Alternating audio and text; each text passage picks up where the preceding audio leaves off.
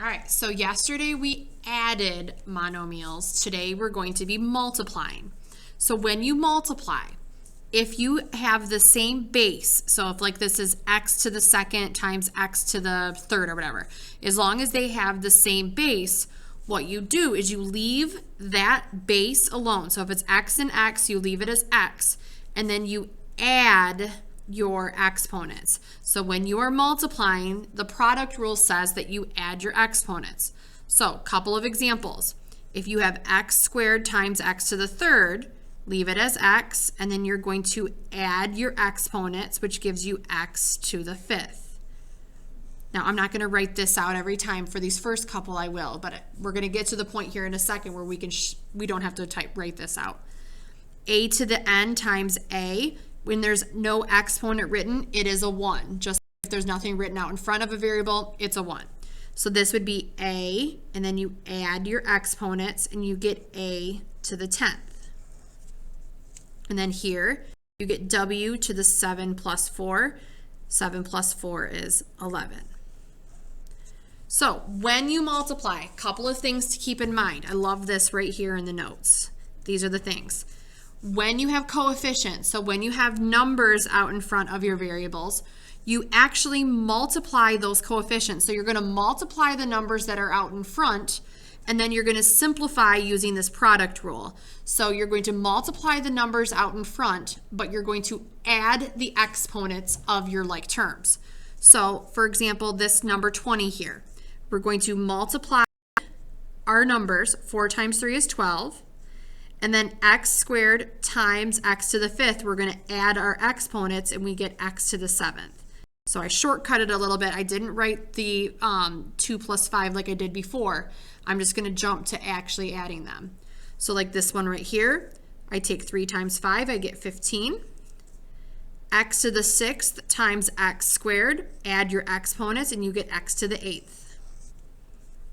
5 times 6 is 30. Add your exponents, and you get x to the 6th. So it gets a little bit more hectic when you have multiple variables going on here. So we're going to take a look at a couple of those, but you do the same thing, and you can only add exponents of like variables. So we're going to multiply our numbers. -4 times 3 is -12.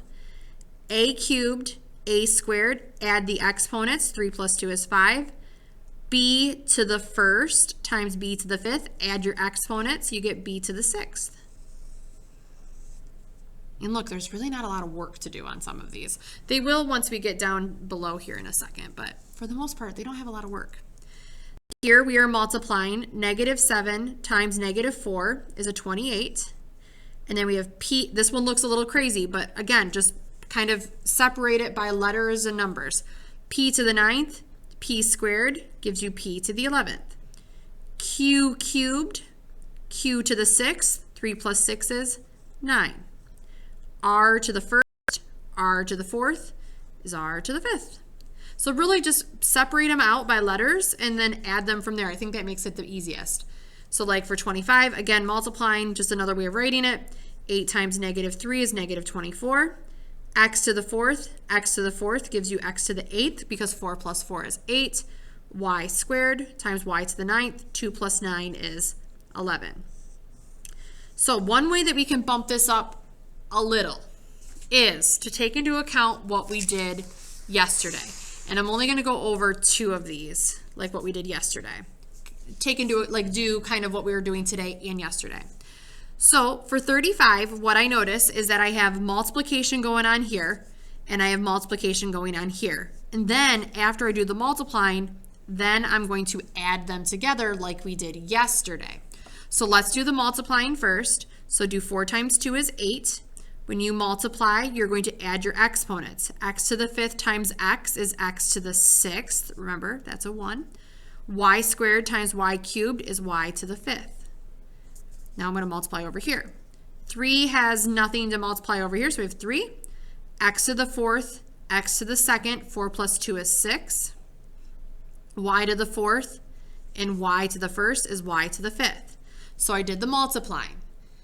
Now, in order to be able to add them, remember they have to be like terms, and they are. They both have x to the 6th and y to the 5th, so I just add these numbers out in front, and I get 11 x to the 6th, y to the 5th. Let's look at one more like that.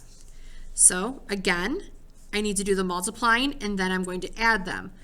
4 times 5 is 20. A cubed times a is a to the 4th. It's okay.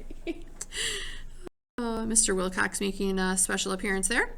B to the 4th times b squared is b to the 6th. Then multiply over here. Negative 2 times, there's a 1 out in front there, but you have negative 2. A squared times a squared, add your exponents. 2 plus 2 is 4. B to the 5th times b is b to the 6th. So you did the multiplying. Now let's do the adding if we can. To check, compare your variables. They're exactly the same. So now you add your numbers, your coefficients out in front. 20 plus negative 2 is 18. And then just put those variables on the end. Okay, tomorrow we add to this a little bit more, and we add another exponent rule. Make sure you're staying up on these and reaching out if you have any questions.